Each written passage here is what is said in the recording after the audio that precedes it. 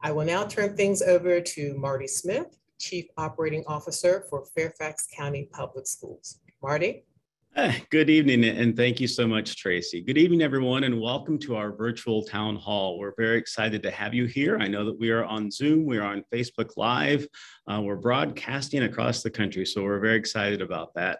Before we get started, we have several members of the Fairfax County School Board with us, and so I do want to welcome them by name. We have our Chair and Sully District Representative Stella Pekarsky with us, Vice Chair and Member-at-Large Rajna Sizemore-Heiser, of the Springfield District Representative Laura Jane Cohen, Providence District Representative Carl Frisch, Hunter Mill District Representative Melanie Marin, and Drainsville District Representative Elaine Tolan. Thank you all for joining us tonight. I know that we have members of our leadership team with us. We also have principals and teachers in the audience, along with many other staff across Fairfax County, and we're all glad that they are here this evening. In addition to taking questions via the Q&A tonight, we've had more than 300 questions throughout the event registration form submitted to us. And so we want to thank you all for your engagement. We're very excited about tonight. We know that we're not going to get to every question, but Dr. Reid will do her best to answer as many as possible. Before we get started, I would like to introduce our guest of honor this evening, our incoming superintendent, Dr. Michelle Reid.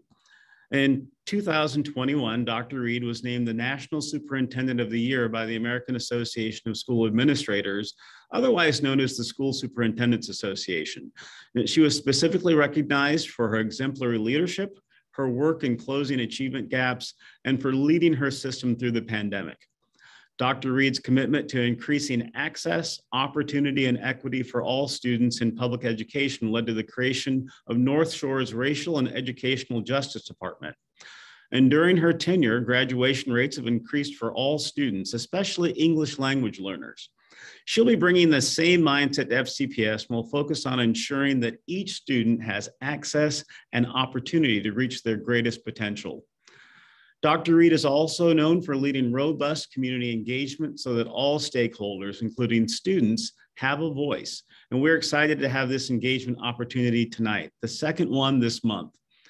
Dr. Reid received her doctorate in educational leadership from the University of Washington, her master's degree in educational administration from the University of Washington, and her bachelor's degree in natural science and chemistry from the University of Puget Sound.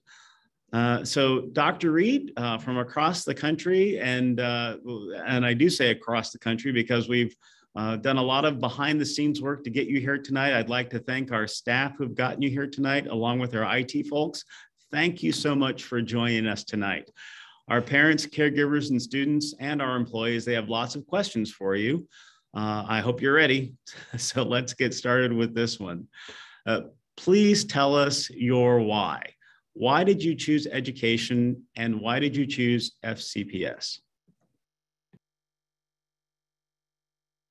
Thanks, Marty, and good evening. I guess I shouldn't start on mute, right? I hope that's not prophetic. But it's great to be with all of you this evening, and I can't think of a better way to spend a Tuesday evening with, other than with our obviously new Fairfax County friends. So thanks for joining us, and we'll try to get as many questions as possible. When I think about my why for education, I think there's no more important work in our country today than the work of public education. All other professions go through K-12 education, and therefore our amazing educators across this country are really challenged with the opportunity and responsibility to prepare our next generation. And so there's really no more exciting work to be a part of.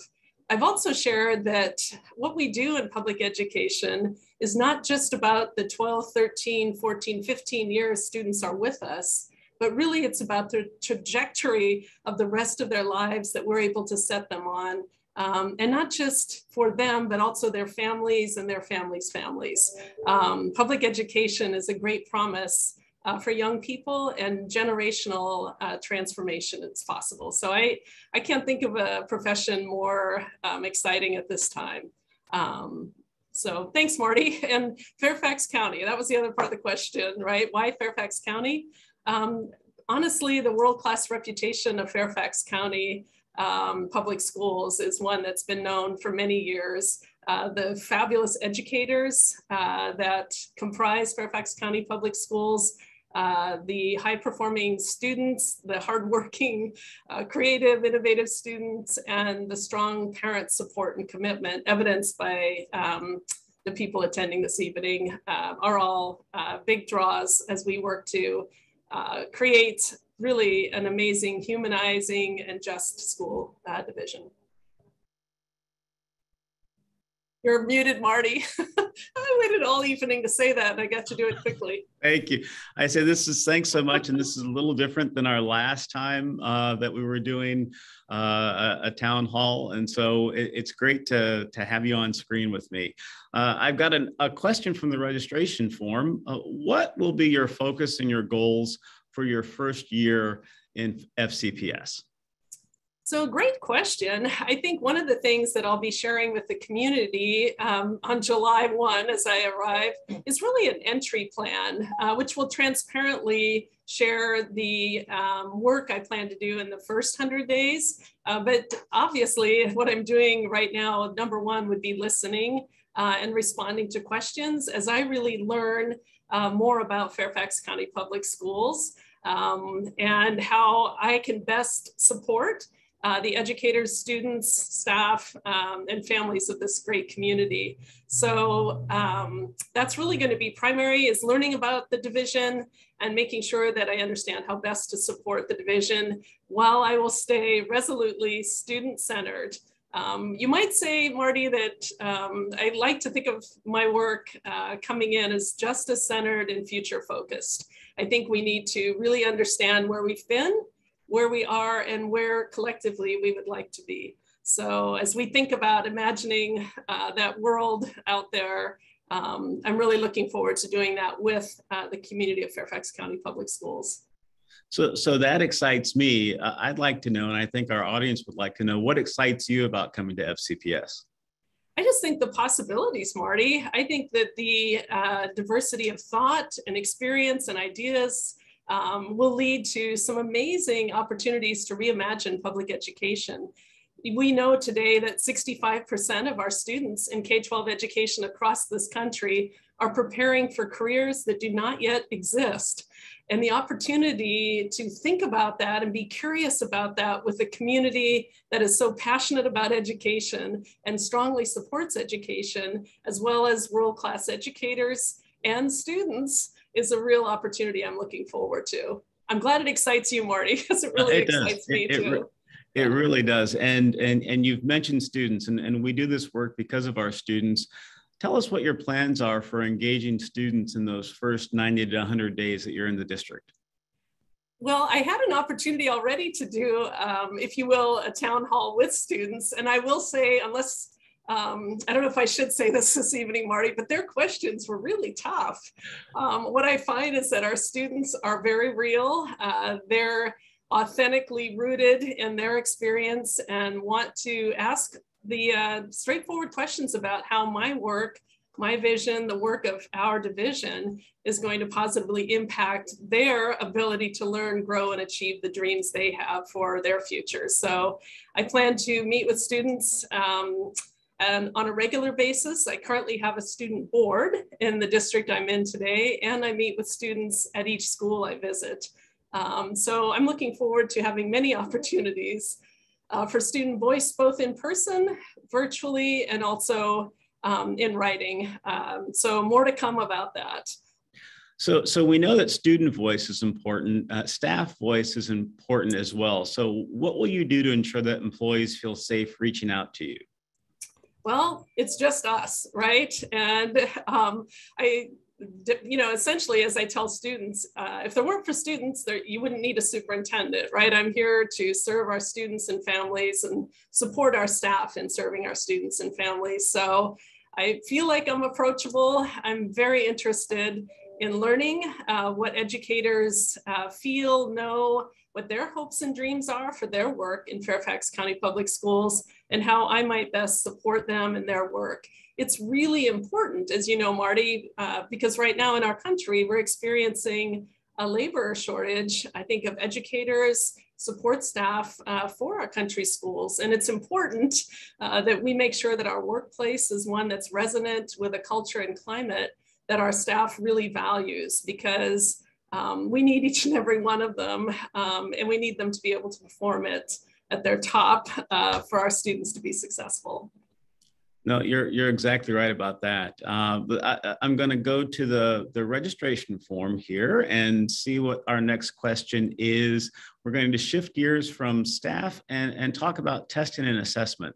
How can FCPS or public schools in general move away from testing and assessing and back to learning? And the comment is that there's so much pressure on students to perform on our standardized standards of learning tests. That's a really tough question. I think everyone's wrestling with that right now, Marty. I think, as we know, for students to be successful on standardized testing, there has to be an alignment between the written, taught, and tested curriculum. We also know that in Fairfax County Public Schools, just as in North Shore, there are really high expectations for students and their achievement. And those high expectations are held by students themselves, first and foremost, by their parents and caregivers, by our staff and community leaders. And we have to remember, when we have high expectations, we have to couple those with high support. If we simply have high expectations and no support, we have very frustrated, anxious people, students, families, staff. Everybody. So we don't always remember the high support for the high expectations. And I think that often we're not assessing perhaps some of those skills that might be most important for student success moving on. Remember, I shared, if 65% of our students are preparing for careers that don't yet exist, our students tell me that they need to be better at critical thinking and collaborating and problem solving and authentically having ways to take their knowledge and apply it in independent ways to demonstrate their understanding, more project-based, perhaps outdoor school, more sort of that, how do I say, opportunity to, in a real authentic way, demonstrate their understanding of knowledge concepts. And maybe this is a moment to share my favorite story, Marty, about our light bulb. What do you think? Go ahead. All right, here we go. Yes. I remember when I was a high school principal, we were struggling with our achievement in 9th grade science. So I had an opportunity to visit, look at student work. It's a protocol with our science teachers. And so we looked at notebooks of students who were getting A's and a notebook of a student who was not passing the course. And of course, the notebook for the student doing very well was very neat. Charts were perfect, nothing was missing. And then we had the notebook for one of our young persons who was not passing the course, and there were missing pages, and they'd been absent, and there were some maybe errors in the transcription. Then I came back for the actual lab experiment where the task was to take a battery, some type of a energy source, wires, and a light bulb, and light the bulb and explain how that worked, the circuit, if you will. And the person with the perfect notebook could not do it. And the person who was failing the course was able to do it very quickly and explain how it worked. And so then that really provoked our thought to say, well, what are we really grading, right? If the assessment is about the tidiness and timeliness of the written work versus the ability to actually, apply the concept and light the bulb, then we really had to go back to the drawing board and talk about what does grading mean and what does achievement mean and how are we measuring that in ways that make sense. And I could go on about that, but probably not this evening. So I'm going to kind of follow up with the light bulb, because we have a question about increasing access for students in STEM careers. And so you've talked about the assessment piece, the grading. What are your thoughts on how we increase that student access and interest in STEM careers? Well, I think access to any career is really critical.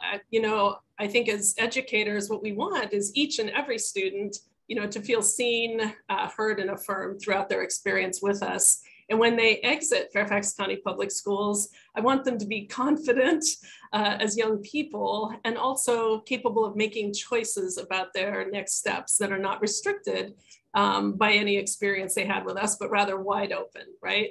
So I think that that's very important to consider, as we move forward. and how that plays. So what was the rest of that question, Marty? Sorry, I kind of got off onto my light bulb question. So it's really about how you're going to increase access and interest. Right. Yes.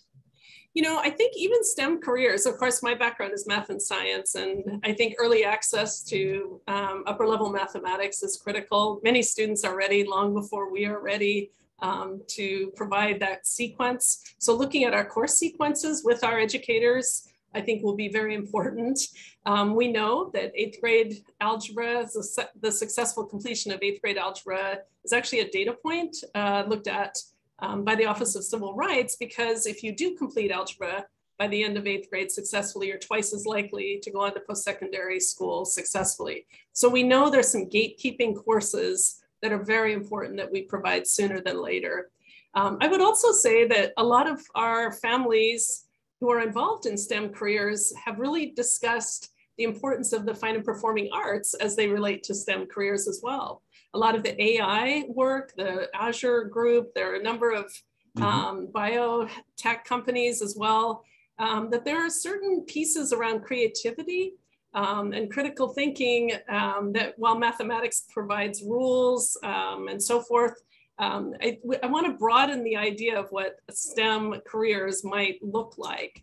But access to math and science courses and the arts, our career and technical education courses, our literature and history, all of those are critical. And as we look at each pyramid within Fairfax County Public Schools, that'll be one of the things I need to learn about, right? What is available within each pyramid, and making sure that students, regardless of their zip code in Fairfax County Public Schools, have the opportunities that are equitable and access that's equitable. Excellent, thanks. I'm going to shift from students and have a question about teachers. I'm going to take a little bit of license. We have some participants in the town hall who've asked about teachers, and so I'm going to combine these two questions. First, what is the definition of a good teacher? So think about that one. And then secondly, how do you ensure that teachers feel valued and stay here in Fairfax County Public Schools? Definition of a good teacher. Golly, we have so many fabulous educators. I can't, I think some of the best teachers I've had, I guess is how I'll answer that question. And maybe it would be different for other people, but they've really pushed me to think about things I might not have on my own thought about. They've provided access to content and materials and supported my curiosity, my ability perhaps to do things I didn't think I could do. So I think, you know, our most effective teachers are inspiring, creative, innovative. They make failure possible, honestly, and because we know that in innovation, it's around iteration, which means we have to fail multiple times. And that's often not safe, I think, for young people. And honestly, sometimes it's not safe for teachers and other staff. So I think one of the things that it will be important for Fairfax County Public Schools to do is make sure we have a culture and climate that, number one, sees each and every educator, hears them, and has them feeling affirmed as well. We have to have a climate of risk-taking that's supported, and a climate that our educators feel safe to voice their concerns, their ideas, and their hopes and dreams. Because my hope is that our educators continue to model learning as they progress through their career, just as I hope to, and we hope students will. So I will tell you, Marty, I think teachers probably watch more what I will do than what I say, just as students will watch more what teachers do than what they say. So more to come on that, but I think just listening, right? And being respectful of their work. Educators right now, the profession, as I mentioned earlier, most important in the country, in my opinion. And we need to be really mindful of the pressures, the trauma, the polarizing rhetoric has had on many of our educators, and create a safe space for our educators to educate. Exactly. No, eyes are upon us, and how do we provide those supports? I have a question from the registration form. You talked earlier about affirming students, and there's a question about bullying. What would you do to ensure that students being bullied are provided with appropriate supports? So one of the opportunities I've had in our state of Washington a number of years ago is I was one of a handful of educators tapped by our former governor, Chris Gregoire, to write our bullying legislation for the state of Washington, and had the opportunity to train administrators around our state in effective prevention and mitigation practices.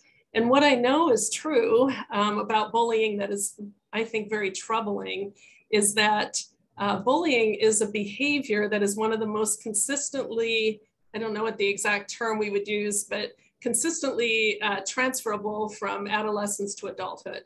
So even for the sake of the bullying, we need to interrupt and disrupt that bullying behavior so that it doesn't become an adult behavior.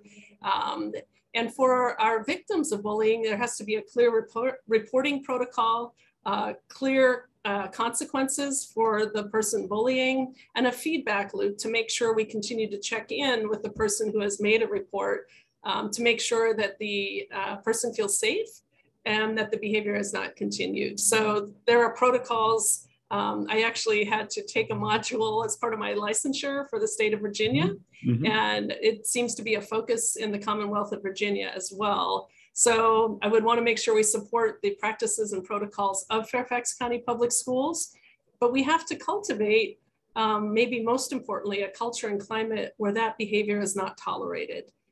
We've just seen nationally this past weekend, I think, hateful behavior that we must condemn. And I believe that education is one of our great hopes to support a next generation that maybe will get culture and climate right, where our generation perhaps has not. That's why we're doing this, for the next generation, most definitely. I'm going to take another bit of a turn. I want to thank all of our folks who are in the audience tonight for sending your questions in. So they may jump around a little bit, but I'm trying to honor the questions that have been sent. We have a question about our workforce. So how will you work to ensure that FCPS has a more diverse teaching and administrative staff that better reflects the students we serve? So I think that that's already a goal in Fairfax County Public Schools of the Human Resources Department. And Marty, you and I have spoken about that as well.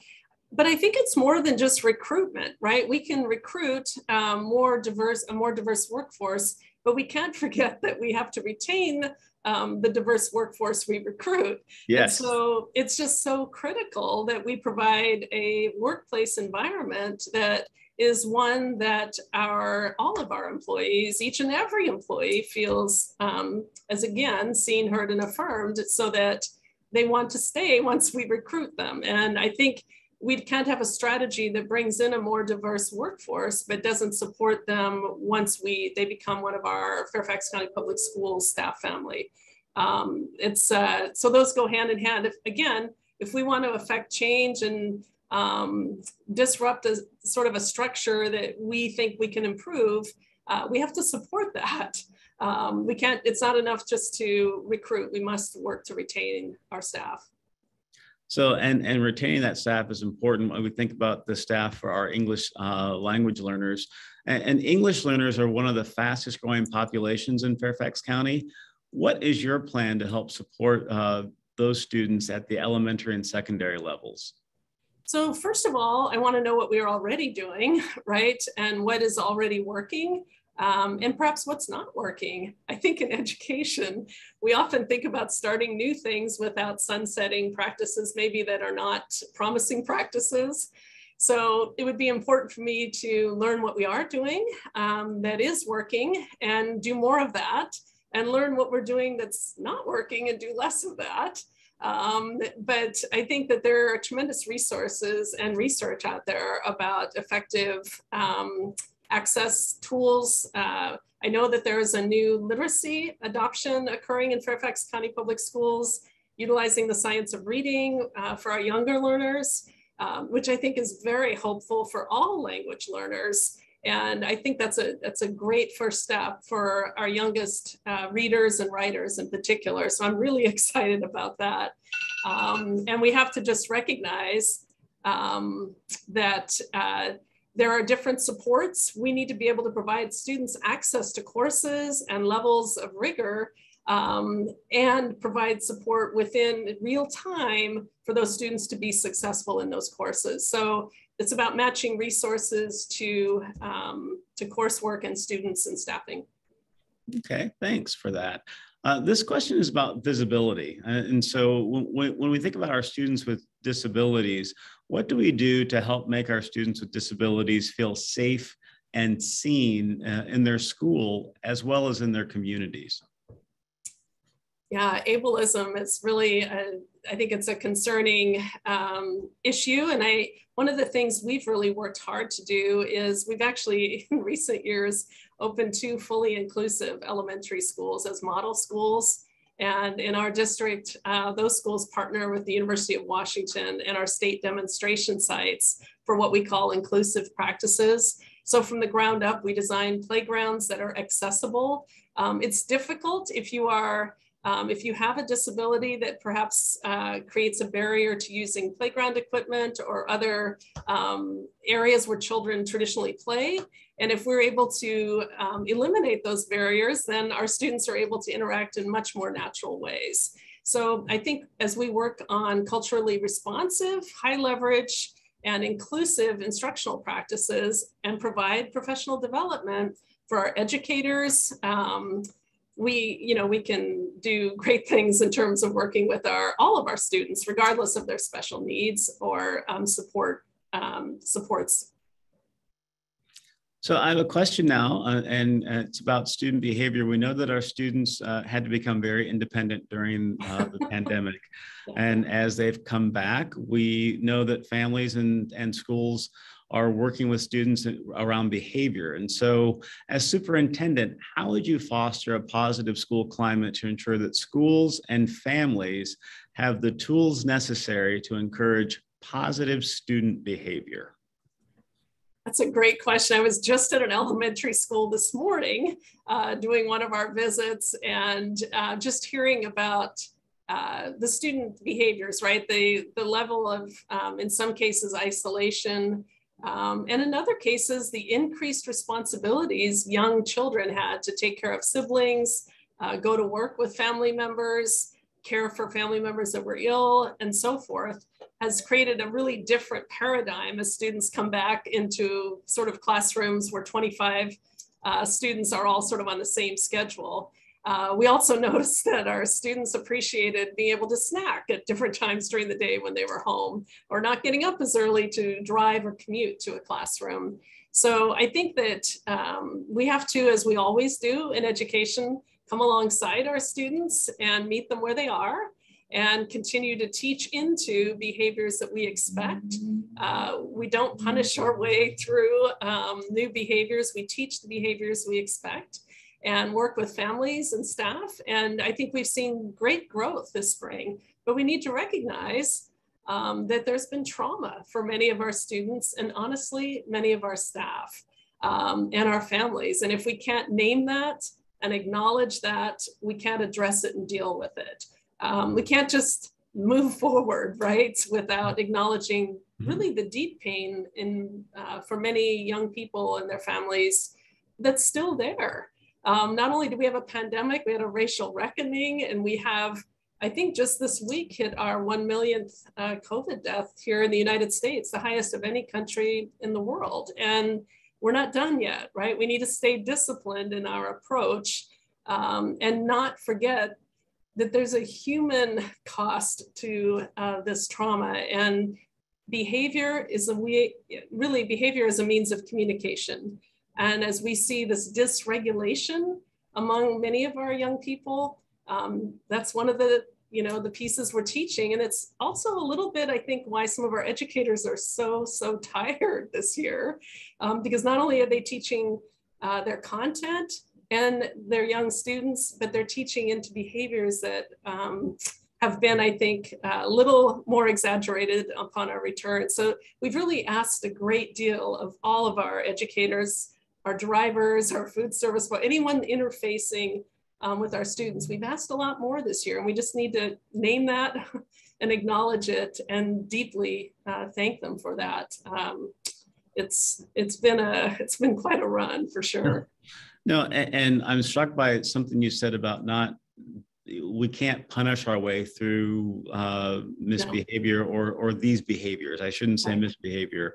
And so when you think about that reckoning, what strategies might you consider as we're working to reduce discipline disproportionality in Fairfax County? So I think we need to envision that preferred future space. Like, what does it look like when those disproportionalities are eliminated? What does it look like? What does it feel like? What does it sound like? And then we need to begin acting like that now, right? And not wait. If we approach disproportionalities in discipline or our dysregulation in behavior in a problem-solving approach, we will never run out of problems. It's like, right? Like if we don't teach into that and teach to what we expect, we'll never run out of things that to think of that could go wrong. I mean, our students, as a former high school principal, I can't think how many times students will think of new ways to do things that they've been told not to do. And if we can teach into why it's important to have empathy, to be thoughtful, right, and compassionate, to follow rules, be honest, be a person of integrity in your word, those become sort of, we used to tell students, if you don't stand for something, you'll fall for anything, right? So stand for something, be be upfront about who you are. And it doesn't need to, we want students to show up as their authentic selves, to just be them. Don't be somebody else, just be you. We need you. And I think sometimes that takes some of the anxiety and stress also, which manifests itself in behavior that becomes dysregulated. So there are a lot of strategies, Marty, and I, honestly, as I come into Fairfax County Public Schools, I'm looking forward to hearing what our educators and our families have to say about how that is best served. And our students, often they do know what they need. And so I have a question about our educators, because we're trying to build these supports around and for students, and we rely upon our families and our educators to do that.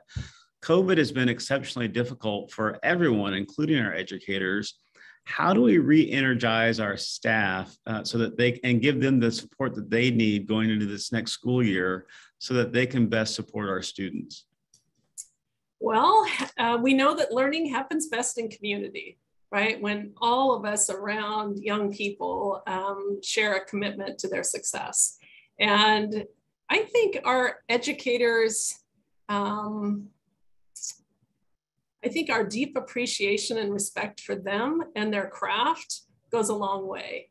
And I know that while this has been very difficult, I know that their work, again, is the most important work in the country.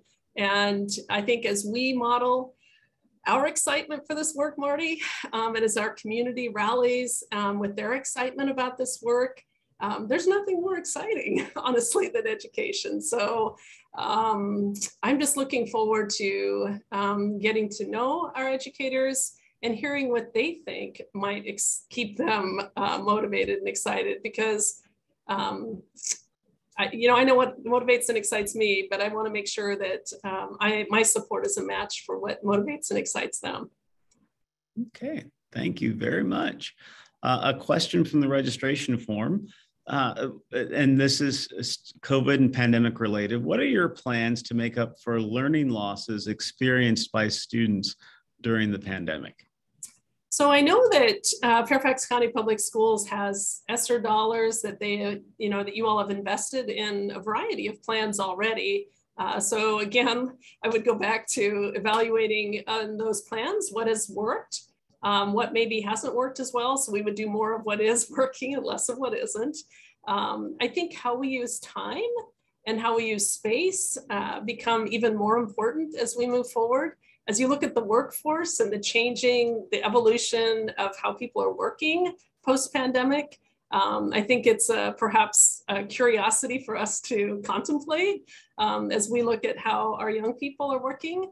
But I think how we use time for our youngest learners around the core competencies, reading, writing, mathematics, science, and so forth is very important. How we're using summertime. And I know there are various plans already in place in Fairfax County Public Schools. But I think how we're using time, how we use the summer, what the day looks like for our students that have the most work to catch up on is important. Mhm. I also know that Fairfax County is a one-to-one school division, Yes. which means one-to-one devices. And I'm curious to learn more about how those are utilized for intervention and supports for students who perhaps either want enrichment or need tutorial support to make up some of the lost learning perhaps that's already occurred. So I think we have some vehicles from which to utilize. I also, as I visited one of the elementaries at Fairfax County, I watched staff, collaborating around groups of students with the multi-tiered systems of support strategy work to make sure that we teach into, in different ways, sort of the, not just the tier 1 supports for all students, but what are those tier 2 and tier 3 supports that we're providing for students who may need a little more right now. So there are all kinds of options. There are lots of opportunities. So you talk about MTSS, multi-tier system of supports, and we have a question from the town hall, from the audience, asking, how might you approach supporting and challenging twice exceptional learners?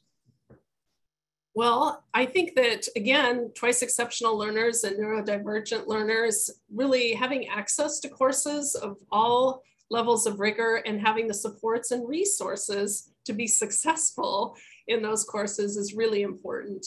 And as I said previously in the in-person town hall, our system is perfectly designed to get the results it's getting.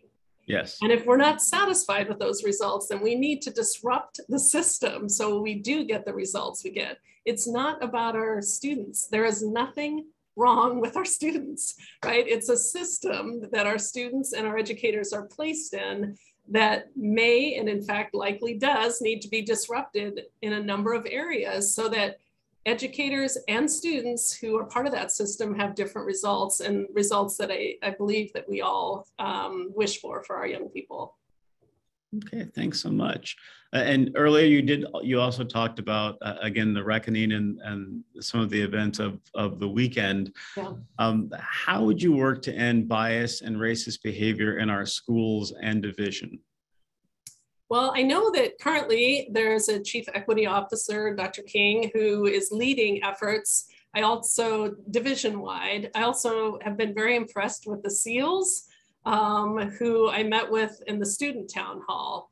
And I think that it's critical that, again, we work to stay student-centered, where each student is seen, heard, and affirmed, and as the same with staff, that each staff member is seen, heard, and affirmed. And we simply have to condemn hate speech and those practices that create what I would call inequities in access, in application, in hiring practices, again, needing to disrupt the system in those places that have historically not worked for all students or all staff. It's critical. We're going to have to be very clear about what we stand for and condemn those acts that are not consistent with our core values and beliefs as a community. No, I certainly do agree with you on that. We have a question from our town hall. It's about what you're doing in your current district. Have you done anything in your current district that has helped to close achievement gaps for historically underperforming students? We've done a number of things. I'll share a few this evening. One of the things that's very important is a successful early start to education. And one of the things we've done is we've dramatically increased from, I think, less than 20% to more than 80% of our income eligible preschoolers having access to preschool education. We know that that successful launch in the early years will benefit each of our youngest learners. And so that's a real commitment we've made. We've also implemented universal screening for our gifted and talented program so that there is not a bias or barriers to access for students for those programs. We're looking at course taking patterns at our secondary schools to make sure that across the entire district through each of the regions, each of the 4 regions, that we have similar course taking patterns available for students. So again, we don't have a situation where your zip code determines your ability to take linear algebra or AP Calculus BC or AP Statistics or Chamber Orchestra, right? That those courses are available in some format, regardless of the feeder pattern that you're in the system. Our graduation rates, we have done an all-out work personalized with each of our ninth graders and have one of the highest ninth grade completion on-time credit rates in our state, which has led to a less than 2% dropout rate for us, which we're very proud of. So there are a number of other data points. We've increased our biliteracy work dramatically. I don't have the numbers over the top of my head right now, but it's, I mean, dramatic in terms of the You didn't bring languages. those numbers with you tonight? Come on. I didn't bring them with me tonight, but I could go dig them up, I guess. I will have them for you for the next meeting, Marty. That works. That works for me. And before I go on with questions, I do just want to acknowledge all of our audience, our Facebook Live viewers. We've received a lot of positive comments from our Spanish-speaking families who welcome you and are looking forward to you joining FCPS. So I want to say gracias. Thank you. Yeah, yes. gracias. Yes. Gracias to those viewers. So our next question, this goes back to the registration form, and looking at time, we're at about 15 minutes out. So this has been a great conversation. I feel like we've just been going back and forth. I forget that we've got the world and FCPS engaged in our little conversation here.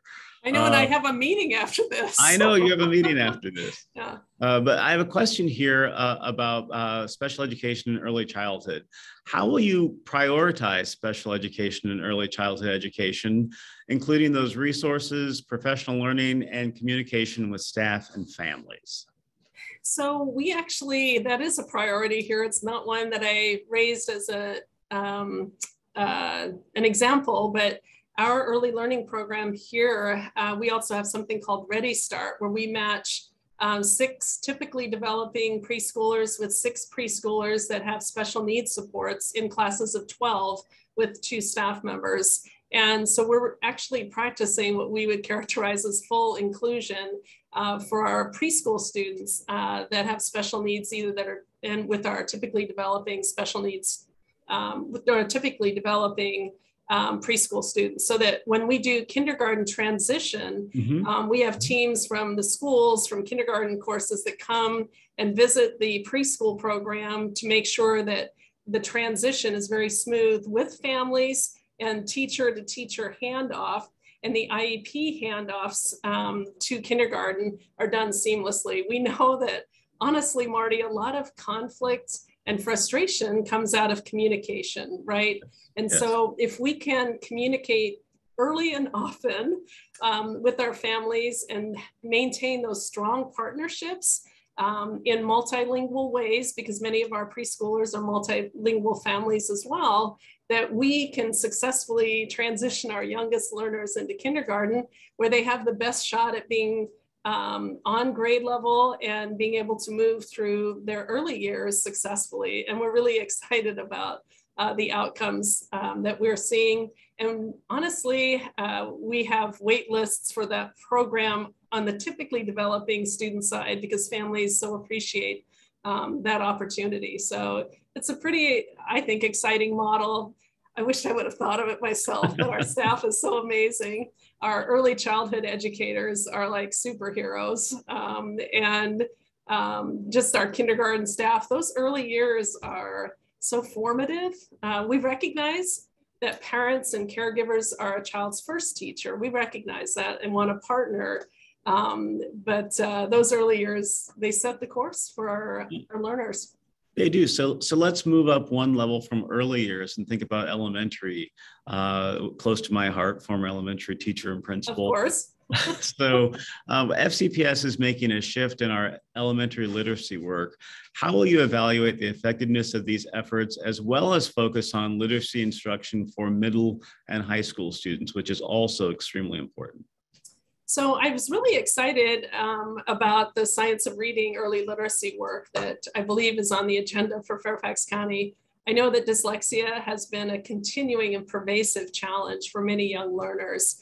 and the ability to universally screen for dyslexia. Again, that was a module in my licensure work for the Commonwealth of Virginia, so I know it's a focus there.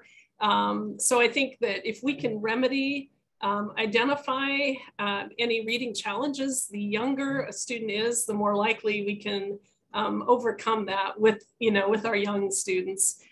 So I'm excited about the new curriculum focus for Fairfax County, and also the implementation of the multi-tiered systems of support to provide support and enrichment for our young readers, and the decoding that's so important, right? In particular, then we move on to middle and high school. I think we're looking at continuing those course trajectories in literacy that support deep understanding, word choice, vocabulary, the ability, although what I've seen so far from Fairfax County public students is they have no difficulty formulating an opinion and are able to craft persuasive writing documents at a very high standard. But I just, I think literature, reading, writing is critical. And I would want to know more about what Fairfax County is doing at middle and high school, honestly, Marty, before I offer an opinion on what I think about it. I'm not as clear about the middle and high school plans as I have been, as the elementary that's been shared with me. Well, we can certainly fill you in with that. And I'm sure I know you can. we have about 10 minutes left, and I did a shout out to our Facebook audience earlier. So I do want to bring one of their questions into the room. And so for them do you believe that high school students deserve to have recess or breaks between classes? For sure, breaks between classes, right? I often have thought, and it's just a wonder I'm curious about, right? Many of our students leave high school to go to post-secondary education where classes don't even meet every day, right? You often might have a class at a university that meets 3 days a week, or they have labs extended time 2 days a week, or classes in the evening, or discussion boards that are online and some lecture and kind of a hybrid. So I often wonder how our students are prepared for that environment when they leave our high schools.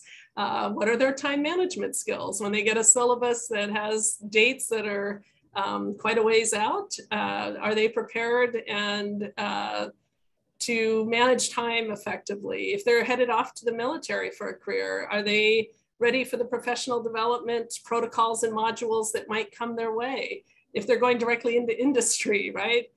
We know that many of the skilled trades positions, my former district, I worked near one of the largest naval shipyards on the West Coast, and learned that the technical reading level to work in the shipyards was actually higher than the technical reading level required for a freshman at the university level. Wow. So, it's just really important that we think about our students' next steps and how we best prepare them to be successful. Because I want our students to come back and say, Dr. Reid, we were so well prepared at Fairfax County Public Schools. We were like the best in our class at whatever school, or we were the best in our platoon or our battalion, or we were the best when we worked in the shipyards, or as we took on an apprenticeship as an electrician. I didn't have to ask a lot of questions. I was prepared.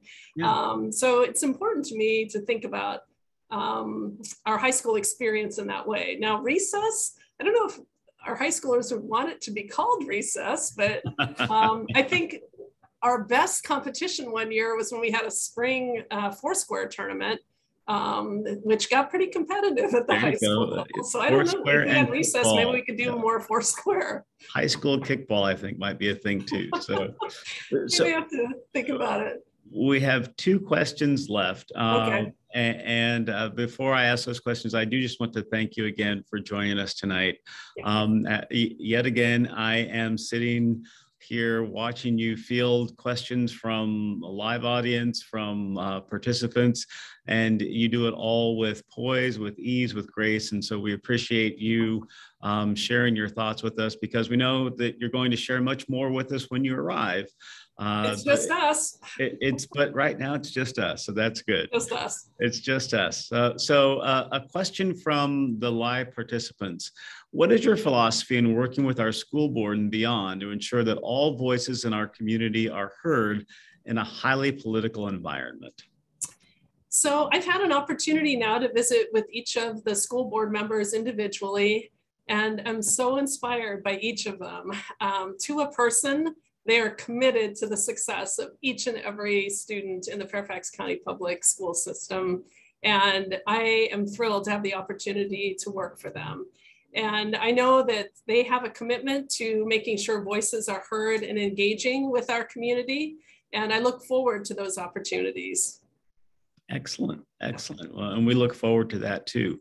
And our last question of the evening, creating systems that foster a lifetime love of learning is one of the most important responsibilities for educational leaders.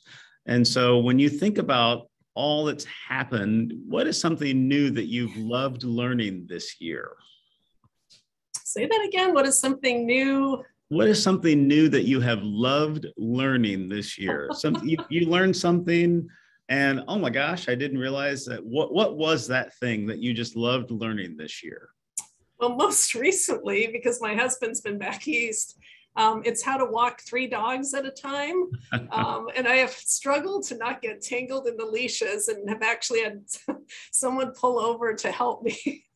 So anyhow, that's my most recent lesson, and I'm not sure I've been successful yet, Marty. But let me think, what else have I learned most recently? I'm not sure. I'm not sure I can think of something more profound than that at the moment. Well, walking 3 dogs is a skill. So I will say that if that's something that 3 pets, if you've loved learning that this year, then kudos to you.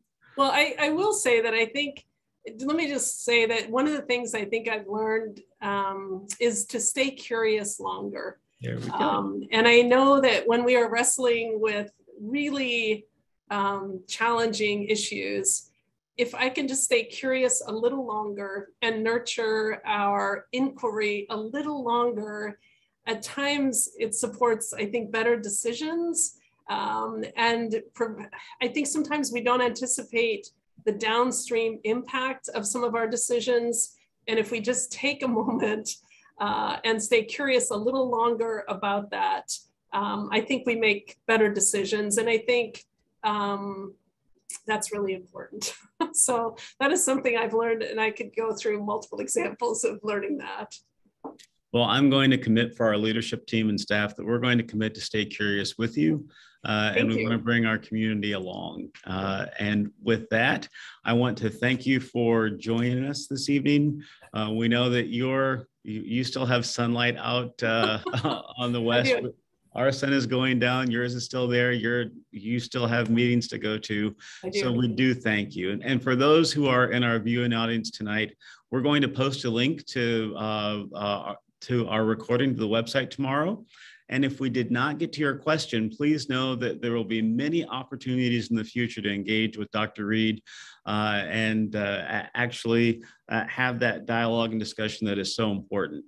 And we want you all to stay connected to our via our FCPS This Week newsletter so that you can stay on top of all the news in Fairfax County Public Schools. And with that, I say good night to you, Dr. Reid, and good night to our audience. Thanks, Marty. Take care. Yeah, bye-bye. Bye-bye.